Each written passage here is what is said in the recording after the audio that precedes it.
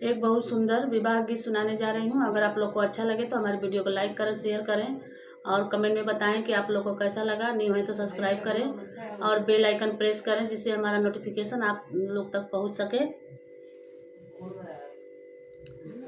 ऊंचे ऊंचे कोठवा उठाया मोरे बाबा, अरे चांद के वाड़ लगाई रे लालनावा। ऊंचे ऊंचे कोठवा उठाया मोरे बाबा, अरे चंदन के वाड़ लगाई रे लालनावा। ब्याहन आइल अयोध्या के राजा, अरे दशरथ पुत्र भगवान रे लालनावा। ब्याहन अयोध्या के राजा, अरे दशरथ पुत्र भगवान रे लालनावा। होई गईल ब्याह पड़ल मांग सिंदूर, अरे रामचंद्र को बर में जाई रे लालनावा।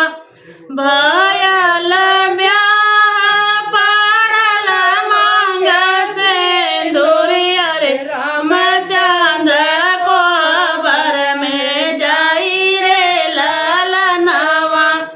असकाया शीश तू दिया मोरे बाबा, अरे युग युग बड़े अवतार लालनावा। असकाया शीश तू दिया मोरे बाबा, अरे युग युग बड़े अवतार लालनावा। अखिया के जुड़े रही है तुम्हारी जिंदगी, नयना से ढूंढे लाया सरे लालनावा। अखिया के जुड़े रही है तुम्हारी जिंदगी, अरे नयना से ढूंढे लाया सरे लालनावा। 14 बरिस के राम बन जाइए, अरे तोहा के रावण हरि ले रे लालनावा। 14 बरिस के राम बन जाइए, अरे तोहा के रावण हरि ले रे लालनावा।